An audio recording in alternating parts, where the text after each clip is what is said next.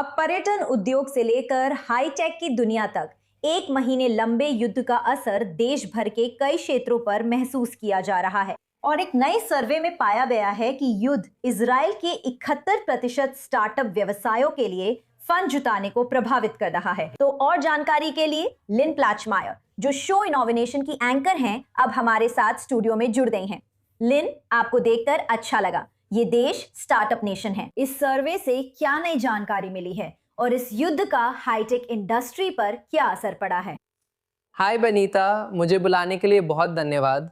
सच कहूँ तो ये मंदी नहीं है, इसे हम लिक्विडिटी शॉक कह सकते हैं, क्योंकि ये 71% है। इस सर्वे में भाग लेने वाले स्टार्टअप्स, जो 600 से ज़्यादा कंपनियां थीं, उनमें से 71% ने बताया है कि उन्होंने अपनी फंडिंग में कुछ बदलाव महसूस किया है। तो चलिए शुरुआत से बात करते हैं, क्योंकि फंड रेजिंग तो प्रक्रिया के बीच या अंत में आती है। लेकिन इन कंपनियों में से कई के सामने 2 छुपी हुई अड़चनें हैं, और उनमें से एक अड़चन है लोग, यानी स्टाफ। तो आधे से ज़्यादा कंपनियों ने बताया है कि उन्होंने अपने 25% यानी 1/4 कर्मचारियों को खो दिया है। तो ये सुरक्षा कारणों से जुड़ा हुआ है। कई बार कारण बच्चों की देखभाल की सुविधा ना होना या युद्ध के चलते मिलियम में सेना की सेवा के लिए जाना भी हो सकता है।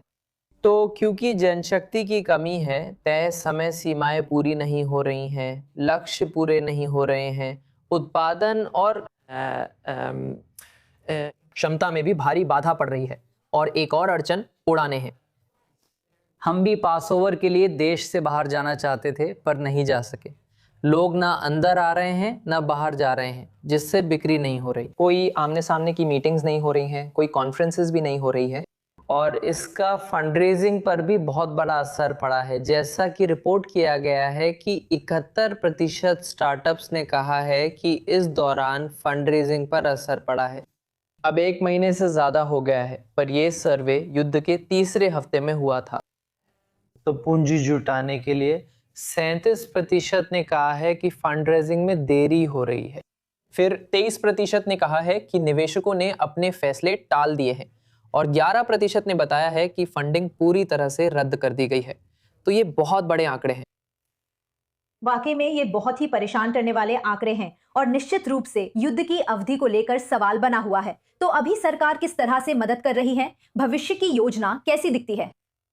सरकार मदद कर रही है, लेकिन वे गलत संकट का समाधान कर रहे हैं, क्योंकि इजराइल हमेशा हर चीज पर पैसा लगा देता है, जो अच्छी बात है।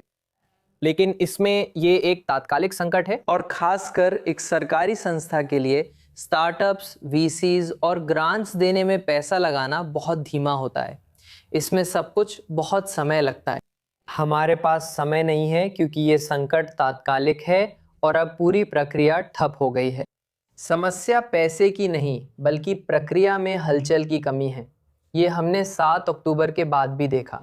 शुरुआती हफ्तों में फंड रेजिंग में खासकर शुरुआती स्टार्टअप्स के लिए भारी गिरावट आई थी। स्थिति थोड़ी स्थिर हुई, पर अभी हमें सब कुछ पटरी पर लाना है। उम्मीद है युद्ध जल्दी खत्म होगा और सब सामान्य हो जाएगा, अन्यथा यह संरचनात्मक समस्या बन जाएगी। मैं आपकी सराहना करती हूं कि आपने ये मुद्दे उठाए, लेकिन फिर भी हम निश्चित रूप से जानते हैं कि ये देश बहुत मजबूत है और इसमें कोई शक नहीं कि पहले भी कठिनाइयों का सामना किया गया है, पहले भी युद्धों का सामना किया गया है, और हम बस यही उम्मीद कर सकते हैं कि भविष्य में इस क्षेत्र में किसी तरह का पुनरुत्थान हो। लिन प्लाचमायर, इनोवेशन शो की एंकर, स्टूडियो में आने के लिए धन्यवाद।